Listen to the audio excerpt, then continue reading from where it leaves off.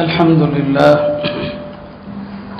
نحمده ونستعينه ونستغفره ونؤمن به ونتوكل عليه ونعوذ بالله من شرور أنفسنا ومن سيئات أعمالنا من يهد الله فلا مضل له ومن يضلل فلا هادي له أشهد أن لا إله إلا الله وحده لا شريك له وأشهد أن سيدنا ونبينا ومولانا محمدا عبده ورسوله أرسله ربه بالحق بشيرا ونذيرا وداعيا إلى الله بإذنه وسراجا منيرا صلى الله تعالى عليه وعلى آله وصحبه وبارك وسلم تسليما كثيرا أما بعد فأعوذ بالله من الشيطان الرجيم بسم الله الرحمن الرحيم جعل الله الكعبة البيت الحرام قياما للناس والشهر الحرام والهدي والقلائد ذلك لتعلموا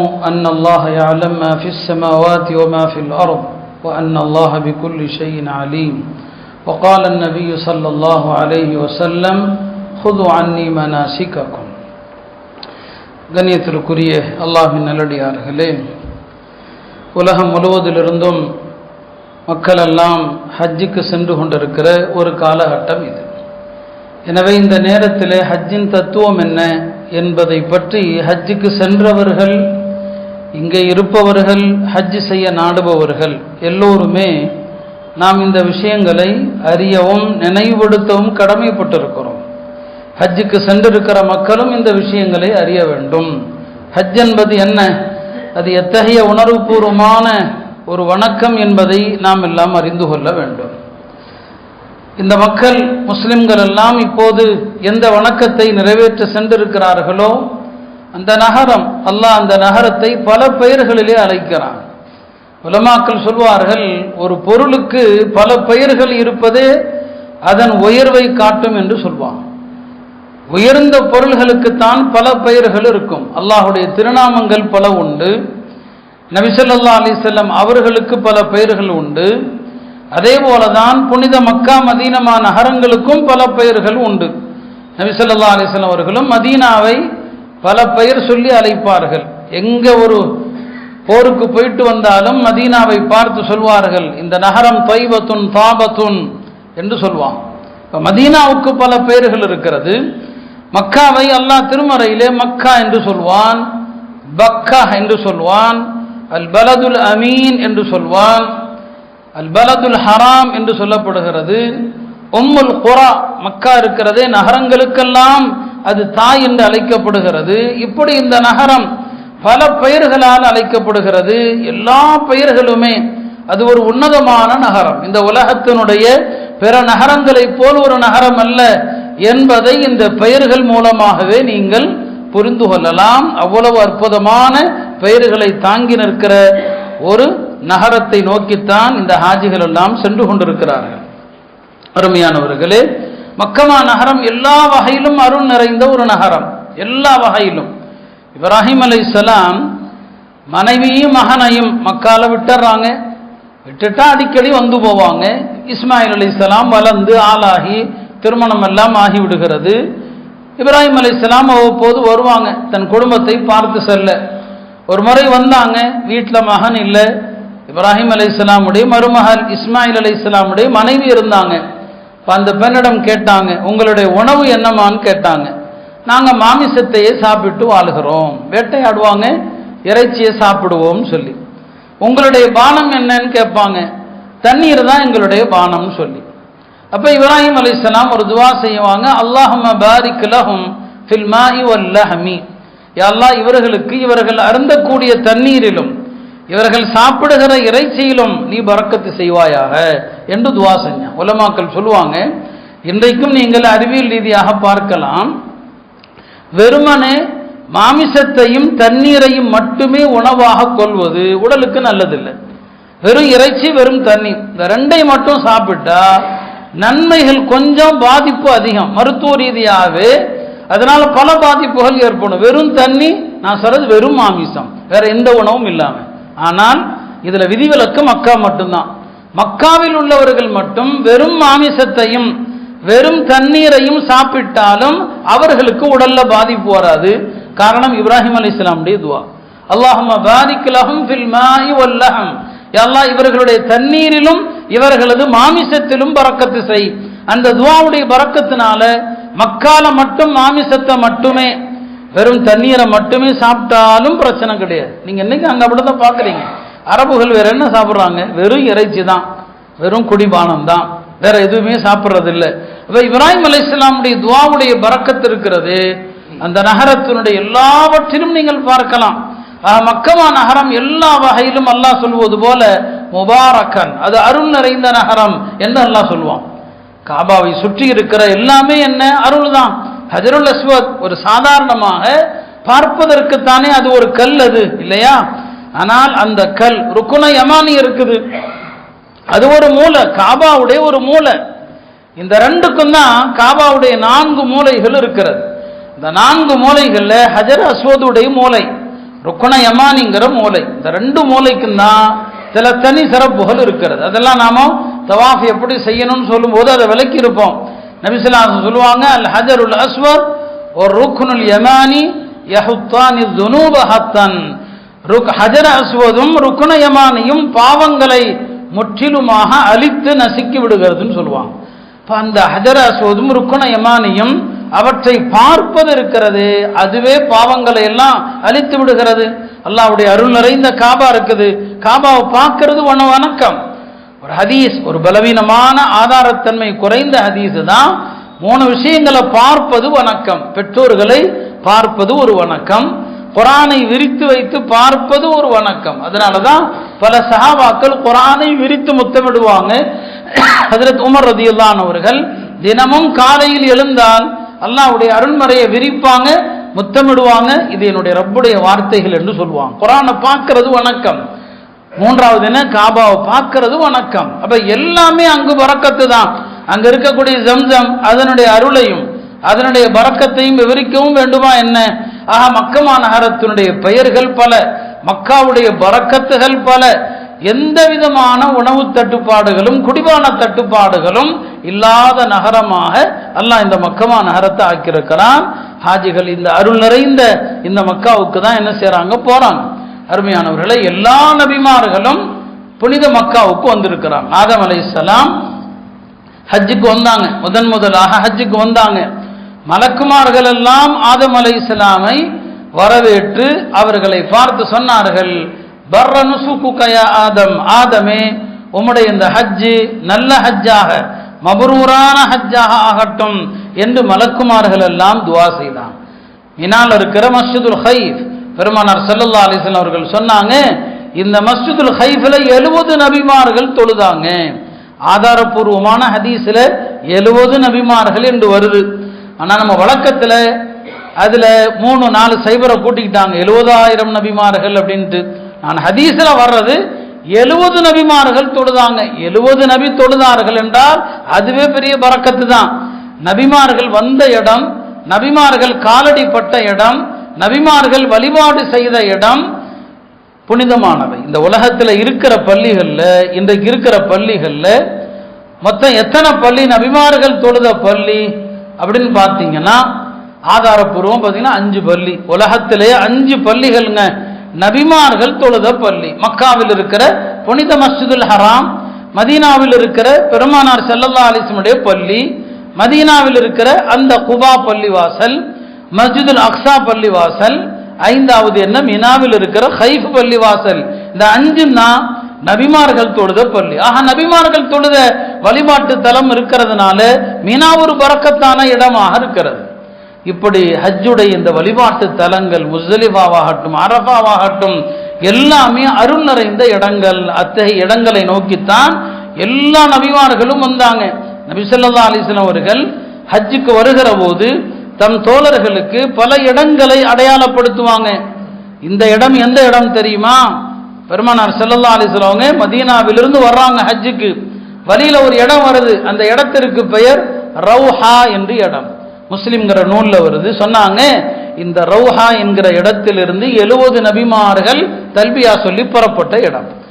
70 நபிமார்கள் தல்பியா சொன்ன இடம் என்று அந்த ரௌஹாங்கிற இடத்த நபி ஸல்லல்லாஹு அலைஹி வஸல்லம் அவங்க அடையாளப்படுத்துறாங்க. அப்ப இதை எதற்காக சொல்லணும்? இந்த வணக்கம் நபிமார்கள் செஞ்சாங்க. 2 நபிமார்கள் தான் ஹஜ்ஜே செய்யாதவங்க. எல்லா நபிமார்களும் ஹஜ்ஜி செஞ்சுட்டாங்களாம். 2 நபியை தவிர சாலிஹ் அலைஹிஸ்ஸலாம், ஹூத் அலைஹிஸ்ஸலாம். இந்த 2 பேரும் காலம் பூரா நம்முடைய சமுதாயத்தோடு போராடி 2 பேருக்குமே ஹஜ்ஜி செய்கிற வாய்ப்பு இல்லாமல் ஆகிப்போச்சு. ஆனால் வேடிக்கைன்னா 2 பேருமே அரபு சமுதாயத்தை சார்ந்தவர்கள். அரபு சமுதாயத்தில் அனுப்பப்பட்ட நபிமார்கள் கம்மி தான். அதுல ஹூதும் சாலிஹும் 2 பேரும் ஹஜ்ஜி செய்யல. இந்த 2 பேரை தவிர எல்லா நபிமார்களும் ஹஜ்ஜி செஞ்சாங்க.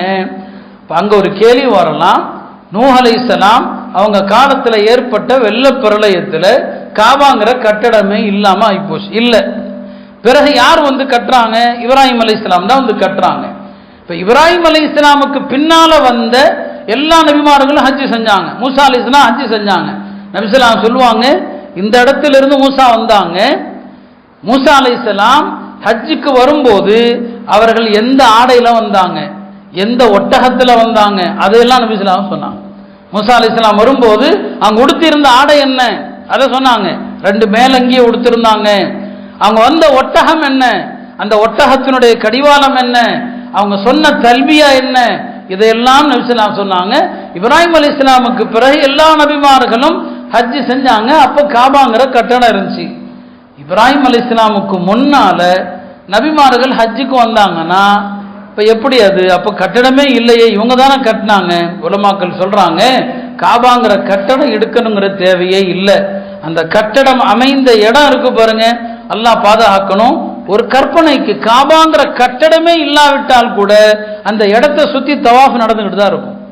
காபாங்கிறது அந்த கட்டடத்துக்கு பெயர் அல்ல, அந்த கட்டடம் அமைந்த அந்த மண், அந்த பூமி, அது கீழ்த்தளத்திலிருந்து ஆகாயம் வரைக்கும் காபா தான். நீங்க விமானத்துல போகும்போது முன்னோக்குறதும் அந்த காபாவை தான் முன்னோக்குறீங்க. கட்டடம் கீழே இருக்கலாம், அரிசி வரைக்கும் காபா இருக்குது. இப்ப நபிமார்கள் கட்டடமே இல்லாத அந்த இடத்தை தவாஃப் செய்தார்கள் என்று உலமாக்கள் சொல்லுவாங்க. அருமையானவர்களே, எல்லா நபிமார்களும் நாடி சென்ற இடம்தான் இந்த புனிதமான காபா. இந்த ஹஜ்ஜுக்கு செல்கிற போது நாம் எத்தகைய உணர்வுகளை கடைபிடிக்கணும்? பெருமானார் ஸல்லல்லாஹு அலைஹி வஸல்லம் அவர்கள் ஹஜ்ஜுக்கு போகும்போது தல்பியா சொல்றாங்க, அல்லாஹும்ம ஹஜ்ஜதன் லா ரியா ஃபீஹா வலா சும்ஆ. யா அல்லாஹ், இந்த ஹஜ் இருக்கிறது, இதுல முகஸ்துதி கிடையாது, இந்த ஹஜ்ஜில விளம்பரம் கிடையாது. வார்த்தையை பாருங்க, ஹஜ்ஜதன் லா ரியா ஃபீஹா, இந்த ஹஜ்ஜில முகஸ்துதி கிடையாது, இந்த ஹஜ்ஜில விளம்பரம் கிடையாதுன்னு சொல்றாங்க. அப்ப ஹஜ்ஜுக்கு செல்றவங்க முடிந்தவரை நெருங்கிய கராபத்துகள், சொந்தங்கள், அவங்கள்ட்ட சொல்லுங்க, ஒரு துவாவுக்காக சொல்லுங்க. ஊருக்கே சொல்லாதீங்க. இதை சொன்னால் அதை தவறாக புரிந்து கொள்றாங்க. சொல்லாதீங்க, அமைதியா போங்க, அடக்கமாக போங்க. ஹஜ்ரத் உமர் ரலியல்லாஹு அன்ஹு அவர்கள் ஹஜ்ஜுக்கு வரும்போது சொல்லுவாங்க, இந்த உலகத்தில் இதைவிட சிறந்த பயணம் இல்லை சொல்லுவாங்க. இதை விட சிறந்த பயணம் இந்த துன்யால இல்லை. ஒவ்வொரு ஹாஜி மனதிலும் இருக்கணும், இதை விட உலகத்துல சிறந்த பயணமே கிடையாது என்று எண்ணத்தோடு ஹாஜிகள் ஹஜ்ஜுக்கு செல்ல வேண்டும். ரசூல் ஸல்லல்லாஹு அலைஹி வஸல்லம் சொன்னது போல உங்களிடம் முகஸ்துதி வரக்கூடாது. நான் ஹாஜி என்று மக்களால் அடையாளப்படுத்தப்படணும் என்ற நோக்கம் இருக்கக்கூடாது. நான் ஹஜ்ஜுக்கு போறேன் என்று எல்லாருக்கும் தெரியக்கூடாது. சம்பந்தப்பட்டவர்களுக்கு சொல்லுங்க, ஊருக்கே சொல்ல வேண்டிய அவசியம் இல்லை. அறிமுகமானவர்கள், அறிமுகமற்றவர்கள் எல்லாரிடமும் சொல்ல வேண்டிய அவசியம் என்ன இருக்குது? தேவையில்லை. விளம்பரம் இல்லை. அல்லாஹ்வுடைய தூதர் சொல்றாங்க, இந்த ஹஜ்ஜில விளம்பரம் இல்லை, இந்த ஹஜ்ஜில முகஸ்துதி இல்லை, முகஸ்துதி இல்லாத பகட்டில்லாத ஹஜ்ஜாக இதை ஆக்கு என்று அல்லாஹ்விடத்தில் பெருமானார் ஸல்லல்லாஹு அலைஹி வஸல்லம் அவர்கள் துஆ செய்றாங்க. அருமையானவர்களே, இந்த ஹஜ்ஜுடைய இஹ்ராம் இருக்கிறது, அந்த இஹ்ராமுடைய நேரம் இருக்கிறது அல்லவா, ஹஜ்ஜுக்காக இஹ்ராம் தரிக்கிற நேரம். நாம வெறுமனே என்ன செய்கிறோம்? தைக்கப்பட்ட ஆடைகளை கலட்டி விட்டு 2 துணிகளை அணிந்து கொள்றோம். ஆனா நமக்கு அந்த நேரத்தில் இந்த சிந்தனை வர்றதில்லை. இந்த 2 துணி தான் நாம உலகத்தை விட்டு நிரந்தரமாக போகிற போது இந்த 2 துணி தான் கஃனாக அணிவிக்கப்படுது இல்லையா? இந்த 2 துணி தானே. அப்ப இந்த ஆடையை களைவது நாம் இறந்த பிறகும் நம்முடைய மேனியில் இருக்கிற இந்த தைக்கப்பட்ட அலங்கார ஆடைகள் களையப்பட்டு வெறும் 2 துணியில தான் சுத்தப்படவிருக்கிறோம். இந்த இஹ்ராமுடைய நேரத்தில் நம்முடைய முன்னோர்கள் எல்லாம் எவ்வளவு பயப்பட்டாங்க. ஏன்னா ஹராமான காசுல ஒரு ஆள் ஹஜ்ஜுக்கு போறாருன்னு வைங்க, அவர் லப்பைக்கன்னு சொல்வாரு. அல்லாஹ் சொல்வானா மலக்குகள் மூலமாக, லா லப்பைக் வலா சஅதைக் ஹத்தா தருத்த மாஃபி யதை, உன்னுடைய லப்பைக்கு அங்கீகரிக்கப்பட்டதல்ல, உன் வரவு நல்ல வரவல்ல, உன் கையில் இருக்கிற ஹராமான காசை திருப்பி கொடுத்துட்டு வான்னு சொல்லப்படும். லா லப்பை வலா சஅதை ஹத்தா தருத்த மாஃபி யதை, கையில் இருக்கிற ஹராம கொடுத்துட்டு வான்னு சொல்லப்படுமா. இதனால இந்த லா லப்பைக்க, உன் லப்பைக்கு வேண்டாம்னு சொல்லப்படும். இதை பார்த்து தான் சலஃபுகள் முன்னோர்கள் பயப்படுவாங்க. இமாம் அலி இப்னுல் ஹுசைன், இமாம் அலி இப்னுல் ஹுசைன் ஹஜ்ரத் அலி ரலியல்லாஹு அன்ஹுடைய பேரர், அவங்க இஹ்ராம் தரிப்பாங்க ஹஜ்ஜுக்காக. லப்பைக்குன்னு சொல்ல நினைப்பாங்க, முடியாது, மயங்கி விழுந்துருவாங்க. சொல்லுவாங்க, முடியாது, மயங்கிடுவாங்க. எல்லாரும் சொல்லுவாங்க, என்ன இப்படி நீங்க லப்பைக்கு சொல்லாமல் இருக்கிறீங்களேன்னு சொல்லி. இல்ல இல்ல, எங்க அல்லாஹ்வுடைய புறத்திலிருந்து உன் லப்பைக்கு வேண்டாம் என்று சொல்லப்படுமோ என்ற பயத்தில் நான் சொல்லாமல் இருக்கிறேன். இப்போ சொன்னாங்க, ஹஜ்ஜில் லப்பைக்கு சொல்லித்தான் ஆகணும், ஏன்னா நிய்யத்தில் அது ஃபர்து. ஒரு தடவை லப்பைக் அல்லாஹும்ம லப்பைக் சொல்லணும், சொல்லித்தானே ஆகணும். உடனே கஷ்டப்பட்டு இமாம் அலி இப்னுல் ஹுசைன் லப்பைக்குன்னு சொல்றாங்க, மயங்கி விழுந்துடுறாங்க. அவங்க இருந்த ஒட்டகத்திலிருந்து கீழே விழுந்துட்டாங்க. இல்லை எனக்கு பயமா இருக்குது. இவர் யாருங்க எப்படி பயப்படுறது? ஹஜ்ரத் அலியுடைய பேரன், ரசூல் ஸல்லல்லாஹு அலைஹி வஸல்லம் வம்சாவளி. அவர் ஒரு நாளைக்கு 1000 ரக்காத் தொழுவார். அலி இப்னுல் ஹுசைன் 1000 ரக்காத் தொழுகிறதுனால மக்கள் அவருக்கு சூட்டிய பட்ட பெயர் ஸைனுல் ஆபிதீன். இவர் வணக்கசாலிகளுக்கெல்லாம் அலங்காரம், வணங்குவோருக்கெல்லாம் முன்னோடி, வணங்குவோருக்கெல்லாம் கிரீடம் என்று அர்த்தம். ஸைனுல் ஆபிதீன் என்றார். இந்த ஒரு நாளைக்கு 1000 ரக்காத் தொழக்கூடியவர், அதனாலேயே இந்த பட்டத்தை பெற்றவர். அவர் தல்பியா சொல்கிற போது என் தல்பியா தூக்கி எறியப்படுமோ என்று பயப்படுறாருன்னு சொன்னா, நாம எந்த வணக்கத்திலும் ஈடுபடாம, எந்த வணக்கமும் செய்யாம, பல பாவங்களை புரிந்து கொண்டு நாம தல்பியா சொல்கிற போது நமக்கு எத்தகைய அச்சமும் எத்தகைய பயமும் வர வேண்டும் என்பதை அருமையானவர்களே, ஹஜ்ஜுக்கு செல்லுகிறவர்கள் யோசிக்கணும். இமாம் அபூ சுலைமான் அத்தாரானி என்று ஒரு பெரியவங்க நண்பர்களோடு ஹஜ்ஜுக்கு போறாங்க. நியத்து செய்யலாம் அப்படின்னு நினைக்கிற போது அவரால் நியத்து செய்ய முடியல. எல்லாரும் கேட்குறாங்க, ஏங்க இந்த தயக்கம்னு சொல்லி. அவர் அப்போ 2 செய்தியை சொல்றார். ஒரு செய்தி இப்போ நான் சொன்னது இல்லை, எனக்கு பயமா இருக்குது, ஒருவேளை நான் இந்த ஹஜ்ஜுடைய பயணத்தில் என்ன அறியாம ஏதாவது ஹராமான காசு வந்திருக்குமோ, அப்படி வந்திருந்தா நான் முதல்ல சொன்னேன் இல்லையா, அதை சொல்றாரு. மலக்குகள் சொல்லுவாங்க, லா லப்பைக வலா சஅதை, உன்னுடைய வரவு நல்வரவல்ல, உன்னுடைய ஹஜ்ஜி ஏற்றுக்கொள்ளப்பட்டது அல்ல, நீ வச்சிருக்கிற காசை எல்லாம் திருப்பி கொடுக்காத வரை என்று சொல்லப்படுமோன்னு பயப்படுறேன் அப்படின்னு சொல்லிவிட்டு 2வது ஒரு செய்தி சொன்னாரு. அது இதை விட பயங்கரமானது. தௌராத்தில் இருக்குதான், மூசா அலைஹிஸ்ஸலாமுக்கு அல்லாஹ் சொன்னானா, மூசாவே உன் கூட்டத்தில் இன்னார் எல்லாம் என்னை திக்ர் செய்ய வேண்டான்னு சொல்லு. அல்லாஹ் பாதுகாக்கணும். மூசா அலைஹிஸ்ஸலாமுக்கு அல்லாஹ் சொல்றானா, உன் கூட்டத்தில் இன்னென்ன ஆள்கள்ட்ட எல்லாம் சொல்லிரு, என்ன திக்ர் செய்ய வேண்டாம்னு சொல்லிரு, அவர்கள் என்னை திக்ரு செய்தால் நான் அவர்களை சபிப்பேன் சொல்றாங்க. அவங்க என்ன திக்ரு செய்வாங்க, நான் அவர்களை சபிப்பேன். மூசா அலைஹிஸ்ஸலாம் கேட்டாங்களே, அல்லாஹ் இது என்ன இதுன்னு சொல்லி. ஆம், இவர்கள் அநியாயக்காரர்கள், எனவே அவர்கள் என்ன தங்களுடைய நாவுகளால் என்னை துதிக்க வேண்டாம், நான் அவர்களை சபிப்பேன். இதை சொல்லிட்டு அபூ சுலைமான் தாரானி சொல்றாங்க, நான் பயப்படுகிறேன், எங்க என்னுடைய அநியாயத்தினால நான் லப்பைக் அல்லாஹும்ம லப்பைக்னு சொல்ல அல்லாஹ் மலக்குகள்கிட்ட இவர்கிட்ட போய் சொல்லு, நீ லப்பைக்கெல்லாம் சொல்ல வேண்டாம், நான் உன்னை சபிப்பேன் என்று சொல்லிட மாட்டானோ என்று நான் பயப்படுறேன். அல்லாஹ்வுடைய நல்லடியார்கள் அவர்களெல்லாம் இந்த பயம், இந்த அச்சத்தோடு தல்வியா, இந்த அச்சத்தோடு ஹராமுடைய நிலையில அவர்களது நிலை இருக்குதுன்னா நம்முடைய நிலை என்னமாங்க? அரஃபா மைதானத்தில் பாருங்க, அல்லாஹ்வுடைய அடியார்களுடைய நிலை எப்படிப்பட்டது. அரஃபா மைதானத்தில் முன்னோர்கள் ஒருத்தர் சொல்றாராம், முன்னோர்கள் ஒரு ஆள் சொல்றார், யா அல்லாஹ், இந்த அரஃபா மைதானத்தில் இருக்கிற யாரையும் என்னால் மன்னிக்காமல் விட்டு விடாது. இந்த பாவி உட்கார்ந்து இருக்கிறேன், இந்த பாவினா ஒரு பாவி இருக்கிற சபையில மன்னிப்பு வழங்கப்படாதுன்னு இருக்குதா இல்லையா? இந்த பாவியினால் இந்த மக்களை மன்னிக்காமல் விட்டு விடாது, இந்த மக்களை மன்னிச்சிருன்னு சொல்லி. இன்னொரு பெரியவங்க சொல்றாங்க, அரஃபா மைதானத்தை பார்த்துட்டு சொல்றாரு, இது எவ்வளவு அற்புதமான இடம், இது எவ்வளவு புனிதமான இடம், இந்த பாவியாகிய நான் மட்டும் இல்லாவிட்டால், இந்த பாவியாக நான் மட்டும் இல்லைன்னா இந்த இடம் எவ்வளவு புனிதமான இடம். அருமையான ஹாஜிமார்களே, ஹஜ்ஜுக்கு சென்றிருப்பவர்களே, உங்களுக்கும் இந்த உணர்வு தான் அரஃபால இருக்கணும். நான் தான் பாவி, இங்க இருக்கிற மக்கள் எல்லாரும் நல்லவங்க. அதில் உமர் அப்படிதானே நினைச்சாங்க. உமர்தான் என்ன நினைச்சாங்க, மறுமையில அல்லாஹ் ஒருவேளை இப்படி சொன்னா, எல்லாரும் சொர்க்கத்துக்கு போங்க ஒரு ஆளை தவிர அப்படின்னா இல்லையா, நான் என்ன ஒருவேளை அந்த நரகவாதி நானா தான் இருப்பேனோ அப்படின்னு நினைப்பேன் நாங்க. அப்போ உங்களை புனிதமா நினைக்காதீங்க, இந்த இடத்துல நான் தான் பாவி என்று அந்த அரஃபா மைதானத்தில் இந்த நல்லோர்கள் எண்ணியது போல உங்களுடைய எண்ணங்களும் சிந்தனைகளும் வரணும், அரஃபா மைதானத்தில் வரணும். அடுத்து நான் இன்னும் சொல்லுவேன், நம்ம என்ன கடைபிடிக்க வேண்டும் என்று. அருமையானவர்களே, ஹஜ்ஜின் தத்துவங்கள் என்று ஏராளமான விஷயங்களை உலமாக்கள் சொல்லுவாங்க. அதில் சுருக்கமாக நான் ஒரு 4-5 விஷயங்களை சொல்றேன். முதலாவது விஷயம், ஹஜ்ஜுங்கிறது என்ன? அது ஏகத்துவம், முழக்கம், ஷிர்க முற்றிலுமாக அழிக்கிறதா என்னங்க ஹஜ்ஜு. அதனால தான் இப்ராஹிம் அலைஹிஸ்ஸலாம் இருக்கு, அல்லாஹ் இந்த பைத்துல்லாவுடைய கட்டடத்தை கட்டும்போது அல்லாஹ் சொல்றான், வஇத் பவ்வஅனா லி இப்ராஹீம மக்கானல் பைத் அல்லா துஷ்ரிக் பி ஷைஆ. இப்ராஹிம் அலைஹிஸ்ஸலாமுக்கு காபா இருந்த இடத்தை அல்லாஹ் காட்டுறான். இந்த இடத்துல ஒரு ஆலயத்தை கட்டுங்கன்னு சொல்லும் போது முதல்ல அல்லாஹ் சொல்றான், எனக்கு யாரையும் இணை வைக்க கூடாது. வதஹிர் பைத்திய, இந்த ஆலயத்தை சுத்தப்படுத்துங்க, சிலைகளிலிருந்து, இணை வைப்பிலிருந்து, குஃபரிலிருந்து சுத்தப்படுத்துங்க. அப்ப லப்பைக் அல்லாஹும்ம லப்பைக், அதுதான் அரபுகள் பெருமானார் வருகைக்கு முன்னால அவனும் தல்பியா சொல்லுவான். யாரு? மக்காவுடைய முஷ்ரிக்கும் தல்பியா சொல்லுவான். ஆனா வினோதமான தல்பியா.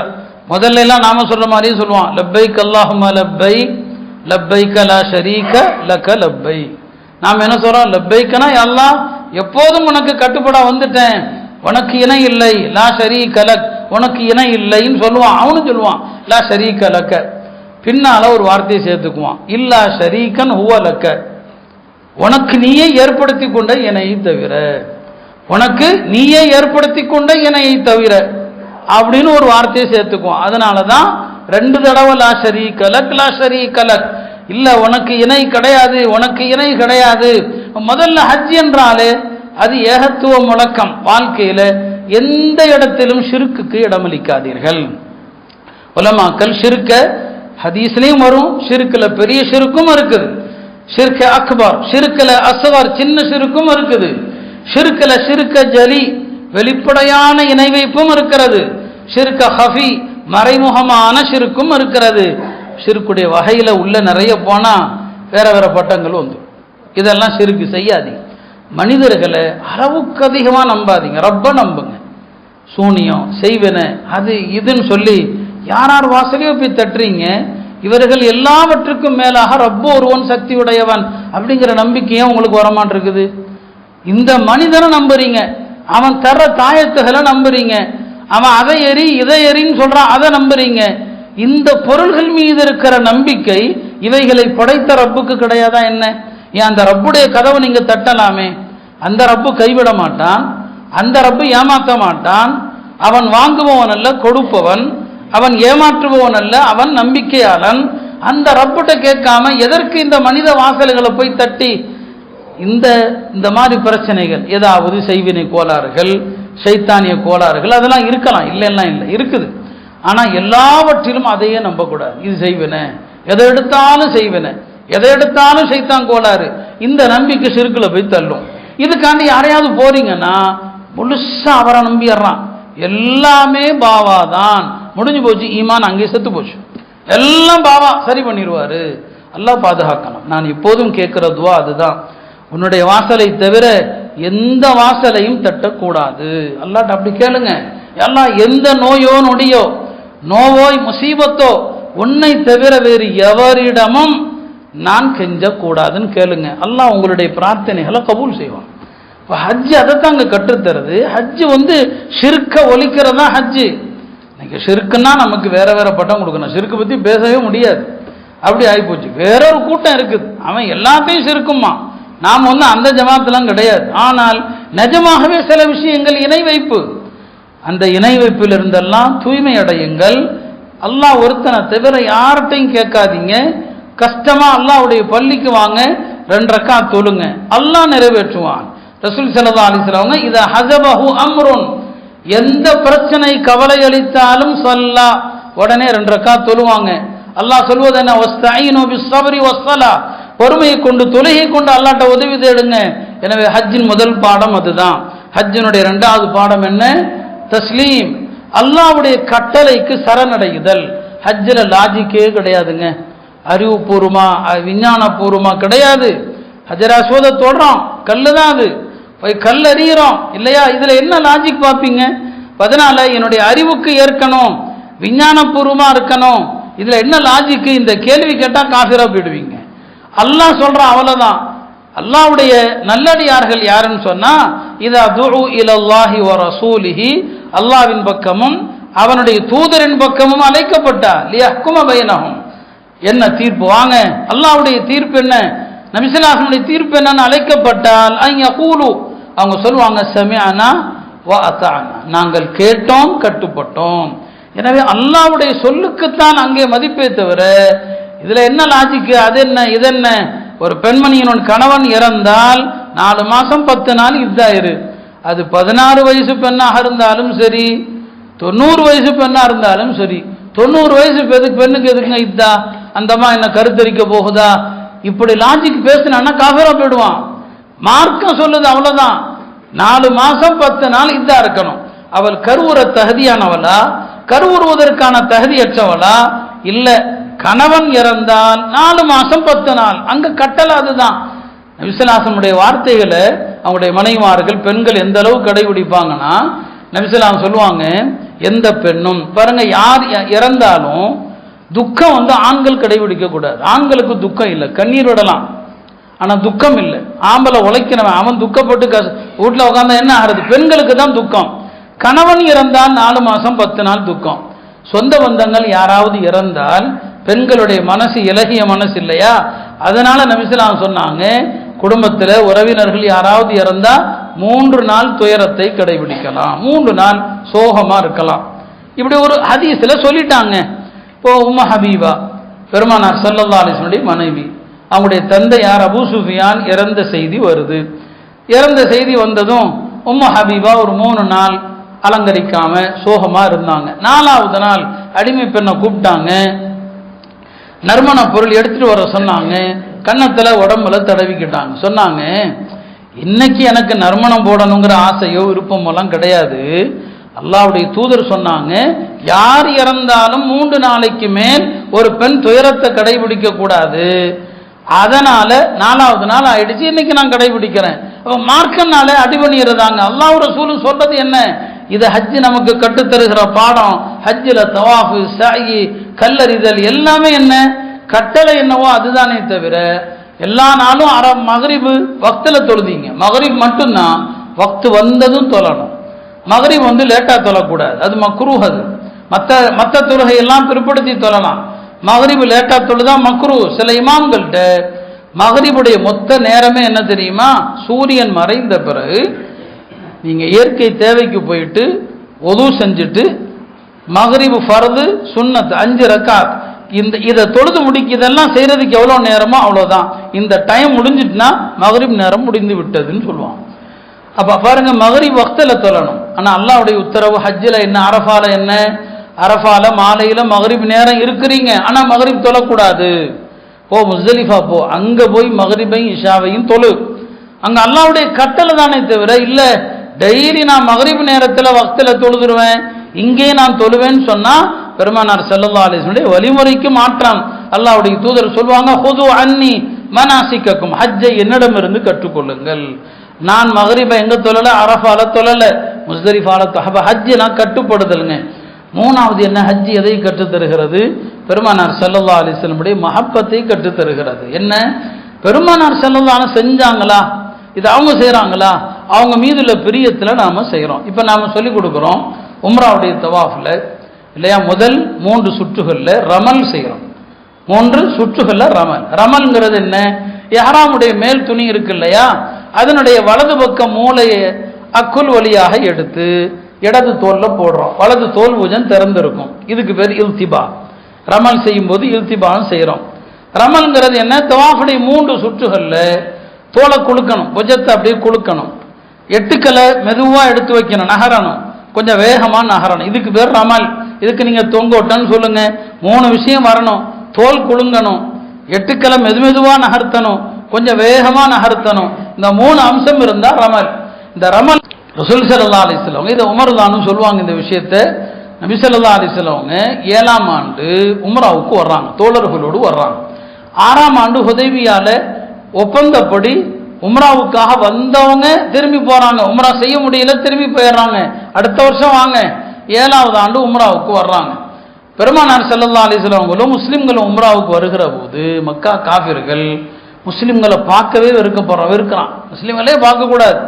அதனால மக்கால உள்ள ஆம்பளைங்க பூரா என்ன பண்றான்னு சொன்னா, காபாவுடைய அன்னைக்கு எல்லாமே மலை தானே, காபாவுடைய ருக்குனு இராக்கி ருக்குன ஷாமிங்கிற 2 மூலை ஹத்தீம் இருக்கு இல்லையா, இந்த ஹத்தீம் மூலைக்கு எதிராக ஒரு மலை, அந்த மலைக்கு பேர் ஜபல் கீகான் என்று சொல்லுவாங்க. அந்த மலை மீது போய் உட்கார்ந்துக்கிறான், எல்லாருமே அங்கே போய் உட்கார்ந்துடுறாங்க, ஆண்கள் எல்லாருமே. இப்போ முஸ்லிம்கள் மக்காவுக்குள்ள நுழையிறாங்க. இந்த அழக மலையிலிருந்து முஸ்லிம்களை பார்க்குறாங்க. சஹாபாக்கள் கொஞ்சம் எல்லாம் உடல் மெலிஞ்சு போயிருக்கிறாங்க. உடனே இந்த ஆளுக சொன்னாங்க, மக்காவுடைய முஷ்ரிக்கீன்கள், பாரப்பா வஹனத்துஹும் ஹும்மா யஸ்ரிப், அவன் மதீனாவை யஸ்ரிப் தான் சொல்லுவான் பாரு, யஸ்ரிபுடைய கடுமையான காய்ச்சல் இந்த மக்காவாசிகளை எல்லாம் மெலிய செய்து விட்டது. ஆளுகை எப்படி மெலிஞ்சிட்டாங்க பாருங்க, மக்கால எப்படி இருந்தா மதீனா போய் இப்படி ஆயிட்டான். மதீனால எல்லாருக்குமே ஒரு காய்ச்சல் வந்தது. அது இங்க இருக்கக்கூடிய மலேரியா மாதிரியோ டெங்கு மாதிரியோ ஒரு காய்ச்சல் தான். அந்த காய்ச்சல்ல சஹாபாக்கள் எல்லாருக்கும் ஜாயிண்ட் வலி இருந்துச்சு, மூட்டு வலி இருந்துச்சு எல்லாருக்குமே. அதை பத்தி ஹதீஸுகளை நான் சொல்ல ஆரம்பித்தா பயான் நீன்றும். எல்லாருக்கும் வலி, உடல் வலி. இவன் எல்லாம் சொல்றான், பாரு இந்த ஆளுகள் எல்லாம் நல்லா இருந்தா அங்க போய் நெளிஞ்சு போயிட்டான்னு சொல்லி நபி ஸல்லல்லாஹு பார்த்தாங்க. உடனே சொன்னாங்க, என் தோழர்கள் எல்லாருமே இப்போதும் ஜாம்பவான்களா தான் இருக்கிறாங்க, வீரர்களாகத்தான் இருக்கிறாங்க. ஒரு துவா செய்யறாங்க, ரஹிமல்லாஹு இம்ரான் அராஹும் மின் நஃப்ஸிஹி குவத்தன், என் தோழர்களில் அல்லாஹ் ஒரு நபருக்கு கருணை காட்டட்டும், இந்த முஷ்ரிக்கீன்களுக்கு தன் உடல் பலத்தை யார் காட்டுகிறாரோ அவருக்கு அல்லாஹ் கருணை செய்யட்டும்னு சொல்லிட்டு சொன்னாங்க. உங்களை எல்லாம் நோஞ்சான்னு சொல்லிட்டு இருக்கிறான். அதனால நீங்க அந்த பகுதி ஹத்தீம் இருக்கு இல்லையா, அந்த பகுதியில வரும்போது எல்லாரும் தோலை குலுக்கிட்டு நடங்கன்னு சொன்னான். எல்லாம் தோலை குலுக்குங்க அப்படின்னு சொன்னான். இப்போ சஹாபாக்கள் எல்லாம் அந்த பகுதி, ஏன்னா அவன் அதுக்கு நேரம் மலையில உட்கார்ந்து இருக்கிறான். அந்த இடத்துல வரும்போது ரமல் செய்யறாங்க. முதல்ல ரமல் அங்க மட்டும் தான் இருந்துச்சு. அப்புறம் நபி ஸல்லல்லாஹு அலைஹி வஸல்லம் ஃபுல் ரவுண்ட்லையும் ஹஜ்ஜத்துல் வதாஅல செஞ்சாங்க. அந்த ஃபர்ஸ்ட் ரமல் செய்யும் போது அந்த ருக்குன ஹத்தீமுக்கு நேரம் உள்ள பகுதியை கடக்கும் போது ரமல் செய்யறான். இந்த ரமல் சஹாபாக்கள் குதிச்சாங்க இல்லையா, அந்த குதிச்சதை பார்த்த போது அப்ப சொன்னாங்க, இந்த முஷ்ரிக்கீன்கள் யாரப்பா, இவர்களை பார்த்து காய்ச்சல் மெலிய செய்து விட்டது அப்படின்னு சொன்னது யாரு, இந்த ஆளுக குதிக்கிறத பார்த்தா இவர்கள் மனிதர்களே இல்லை ஜின்னுகள் மாதிரி தெரியுதுன்னு சொன்னாங்க. இவங்க குதிக்கிறத பார்த்தா இவர்களுடைய இந்த என்னங்க உடல் வலிமையை பார்க்கும்போது லைசூபி இன்ஸ், இவங்க மனிதர்கள் இல்லை பலுகும் ஜின், இவங்க ஜின்னுகளும் நினைக்க தோணுகிறேன்னு சொன்னாங்க.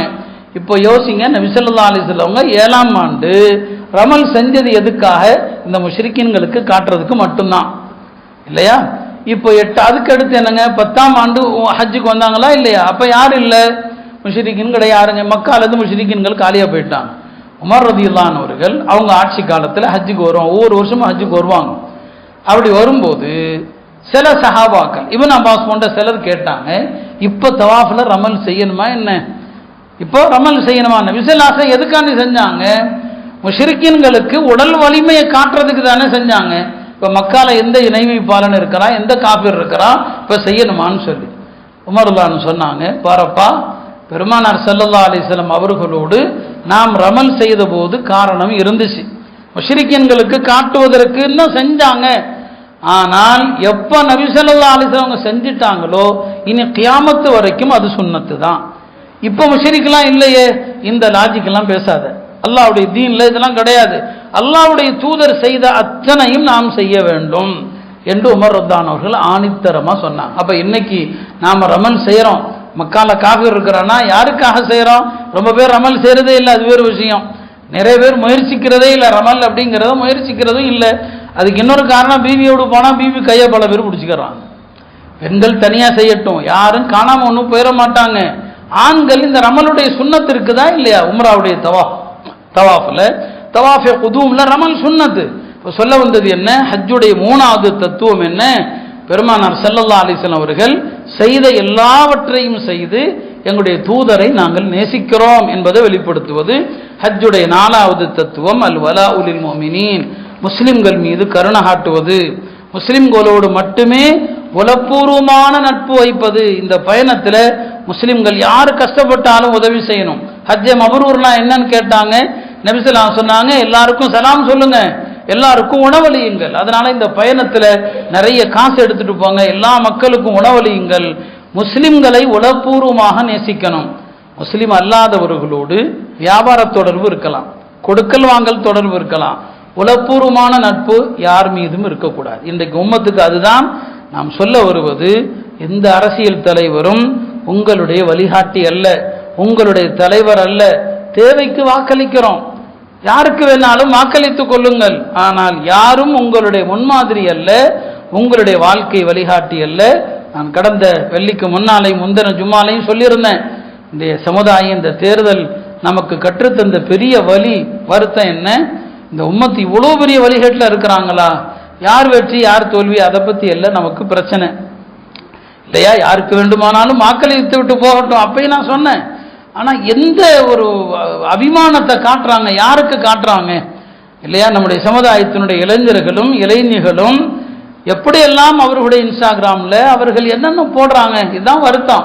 அல்லாஹ்வுடைய தூதர் தான் உங்களுடைய தலைவர், மோமின்கள் தான் உங்களுடைய நேசர்கள், நல்லோர்கள் தான் உங்களுடைய வழிகாட்டிகளை தவிர எந்த அரசியல் தலைவனும் நடிகனும் உங்களுடைய வழிகாட்டி அல்ல. உங்களுடைய ஈமான் பறிக்கப்பட்டு விடும். ஹஜ்ஜு கற்றுத்தருவதும் அதைத்தான். 4வது விஷயம். 5வது என்ன, இந்த உலகத்திலிருந்து போகும்போது உள்ள ஆடையை தான் இந்த ஹஜ்ஜில் உடுத்துறோம், எஹ்ராம் துணியை உடுத்துறோம். எல்லாருமே, ஒரு அரசன் வந்தால் அவனுக்கும் அந்த துணி தான், ஒரு ஏழை வந்தால் அவனுக்கும் அந்த துணி தான். எனவே மறுமையினுடைய மரணத்தினுடைய ஒரு காட்சியாக இந்த ஹஜ்ஜை நீங்க பார்க்கணும். 6வது விஷயம், ஹஜ்ஜில் திக்ருங்க. ஹஜ்ஜுங்கிறதே திக்ரு தான். நபி ஸல்லல்லாஹு அலைஹி சொல்லுவாங்க, தவாஃபு, சஅயி, கல்லறிதல் இவைகள் எல்லாம் லிஇகாமத்தி திக்ரில்லாஹ். இன்னமா ஜுஇல தவாஃபு வஸ்ஸஅயு பைன ஸஃபா வல் மர்வா வரம்யுல் ஜிமார் லிஇகாமத்தி திக்ரில்லாஹ். தவாஃப் எதற்காக? அல்லாஹ்வுடைய திக்ரை நிலைநாட்டுவதற்கு. சஅய் எதற்காக? திக்ரை நிலைநாட்டுவதற்கு. கல்லறிதல் எதற்காக? திக்ருக்கு. ஹஜ்ஜே திக்ரு தாங்க. நீங்க முஸ்தலிஃபா வந்தா திக்ரு செய்யுங்கன்னு அல்லாஹ் சொல்றான். ஃபத்குருல்லாஹ இன்தல் மஷ்அரில் ஹராம். மஷ்அருல் ஹராம்னா முஸ்தலிஃபாவுக்கு இன்னொரு பேர். அது முஸ்தலிஃபா வந்தா திக்ரு செய்யுங்கங்கறான், ஹஜ் முடிச்சிட்டா திக்ரு செய்யுங்கங்கறான். ஆயத்துல ஹதீஸ்ல ஹஜ்ஜை பத்தி திக்ருனே வருது. ஆனா கைசேதம் என்ன, இன்றைய ஹாஜிகள் திக்ரு செய்வது மிக மிக மிக குறைந்து போனது. திக்ரும் துஆவும் தான் ஹஜ்ஜிலங்க, வேற எந்த வணக்கமும் இல்லை ஹஜ்ஜில். ஒன்று திக்ர அதிகமாக செய்யணும், துஆ அதிகமாக செய்யணும். இந்த 2 தான் ஹஜ்ஜு. ஆனால் இந்த 2மே செய்யறதில்லை. நபி ஸல்லல்லாஹு அலைஹி வஸல்லம் அவங்க லுஹரையும் அஸரையும் அரஃபால தொழுதுட்டு மாலை வரைக்கும் துஆல மட்டும்தான் இருந்தாங்க. துஆல தான் இருந்தாங்க. 2 இடத்துல துஆ, மற்ற இடங்களில் திக்ர். அரஃபாலையும் முஸ்தலிஃபாலையும் துஆ செய்யணும்.